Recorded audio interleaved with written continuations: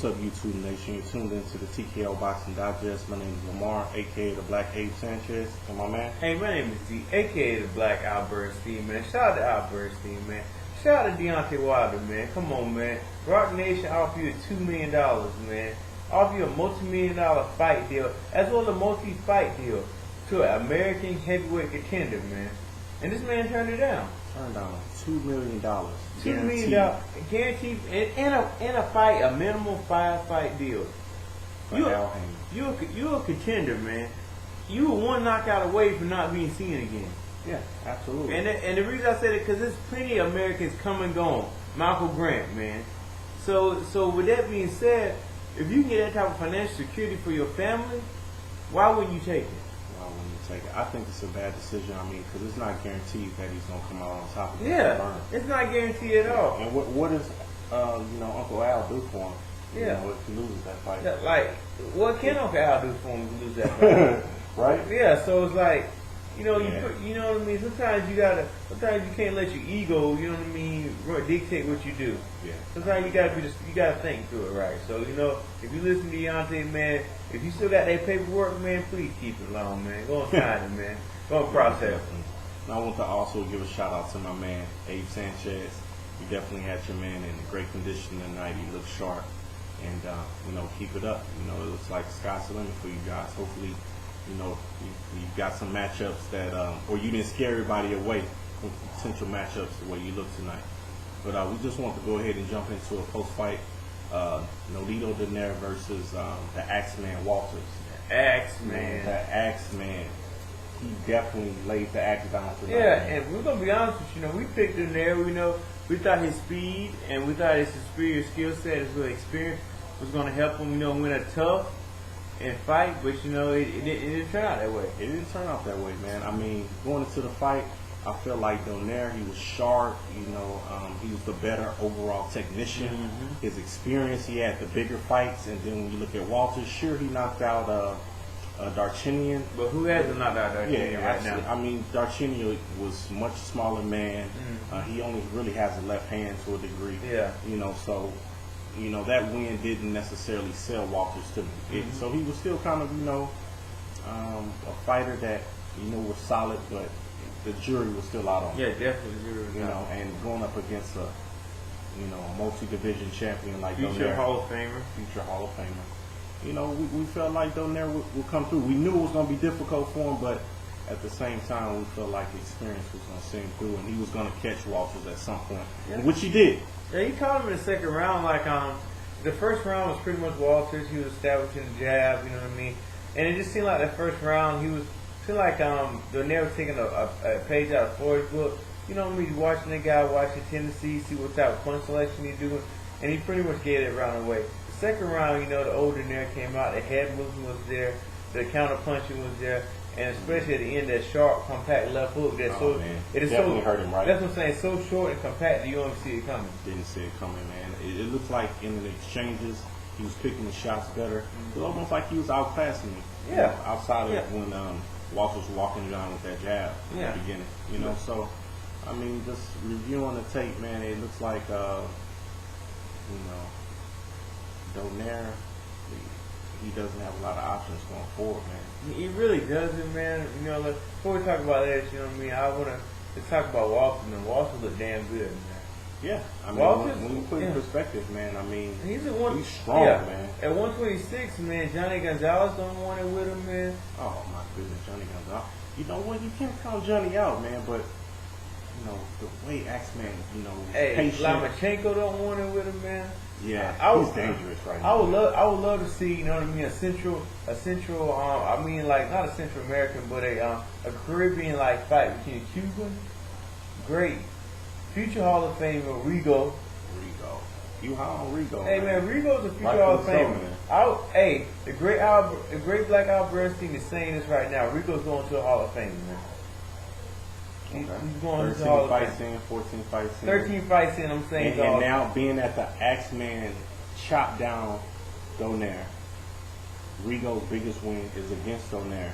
You're already going to put him in the Hall of Fame? I'm already going to put him in the Hall of Fame, man. I think Rigo has all the skill set And you know what I mean? I just think it's a matter of time that people give him an opportunity and he's going to thrive on it. Only thing I'm worried about is he's so small that Father Time is going to catch with him. Yeah, he is, what is he, 31, 32? So he's actually 33, going 34. Wow. You know, he's a late bloomer. It looks like he takes care of himself. He's still in. I don't think he's a late bloomer. I just think he was a late releaser from Uncle Cash, Grandpa Cash, though, man. Grandpa Cash wanted him to be a full-time Olympic champion, man. Hey, man. Yeah. It's his own fault, you know. Yeah. Yeah, he had to make that move, man. He had to make the move. So like with Walters, man, like I said, this guy showed me the mention of him. Like, he has a good chin. Good chin. He's powerful. He can punch with both hands. Punch with both hands, absolutely. He throws great combinations. He has punch selection. He has good punch selection, and his inside game is tremendous. Oh my goodness, that's what surprised me the most tonight. Outside of his jab, the inside game was tremendous. Because I really thought that's the only way that Donaire was going to win, by going to inside, roughing it up, getting a couple punches, and coming out in.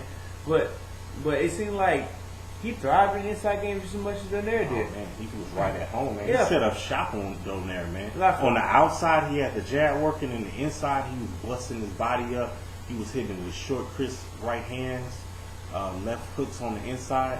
And I mean, for a guy with a 73-inch reach, man, that says a lot about his skill set. And not only was he punching, but he still was able to deflect a lot of the inside punches the defense that he normally get. The punches that normally Donaire lands when he's inside, he couldn't do that. That's true. And another thing too with Donaire, I don't understand why he abandoned the body work. Because to me, that body work was able to. That was the only reason why he was able to have a strong round in round 2. You know what? The body work was setting up the shots up top. Because it was like, obviously if you look at the way that Watford is punching, he does a lot of torsion. He gets a lot of power from his lower body and mid torso area. If you get a power puncher who throws like that, who throws instead of just throwing with his arm or throws through his body, which you're supposed to do. Sure. Your body punches if you hit him with a body punch, they can really mess up that power source. So yeah, you know, Donaire, he definitely should have continued to go to the body. I think after he landed that low blow, he totally just abandoned the body shots, which was a huge mistake. And you know, after that uppercut from Walters landed, dropped him in the 3rd round. It was basically all downhill from there, man. Yeah. And let's talk about this terrible, embarrassing post-interview, man. The worst post-interview I've ever seen for a champion. It was shocking, man. Yeah. For one, you know, I felt like after Walters, you know, damn near did like a below the belt insult when you know referenced that Donaire should be his sparring partner. And the way he set it up was like he was trying to milk that punchline for a lot. Cause he was like, well, you know, you so fast, you're a fast fighter. If I ever fight somebody fast like you, he could have said, you know what? I'm going to call you over the phone. You can be my consultant. You can be a trainer. Oh, hell, let me hold your old film footage. Let me watch it. This dude said, I want you to be my sparring partner so I can beat your ass. Let me bust that ass some more. Yeah, let me do that. Let me go every day in the gym, get at you. Because I know I can beat you. And you got a little speed. You're going to be my glorified sparring partner, Donaire. So you be my main sparring partner. And then Donaire came out there with the last line I'm going to remember hearing Donaire, because he might retire, is, I got the shit beat out of me. But I've never heard a fighter admit that they basically, they don't want to rematch. They got their ass whooped. They can't fight the dude. The dude's like, there's no way he's too good. He's too good. He's unbeatable. I don't need to be fighting guys. I don't need to be fighting guys like that. Though you had your moments. Hey man, this guy, I mean, like you were saying earlier, Donaire went into the ring almost, you know, as a defeated fighter, you know. Yeah. I mean, yeah, like, we wanted to, you know, we chose Walters initially. I'm sorry, we chose Donaire, but as the fight was approaching, we started to lean towards Walters, just based on how Donaire's body language was looking, things he was saying in the media. Yeah, he didn't seem very confident, man. Yeah, it seemed like he was at peace with losing, man. Yeah. It seemed like, you know, whatever happened, it was gonna happen. Yeah. And when you go get somebody who's hungry, who's that aggressive, who's got power, that's not a good thought process to have, man. No, man.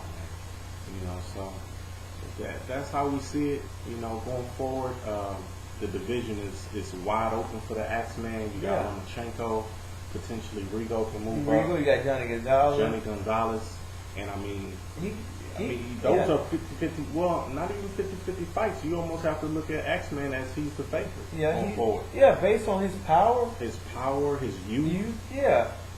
Man, And he takes a good punch too, man. He takes a nice punch, Yeah. and he's not. He can get. He was truly hurt in the second round, but the third round, you would assume that he would box more and maybe give Donaire more respect.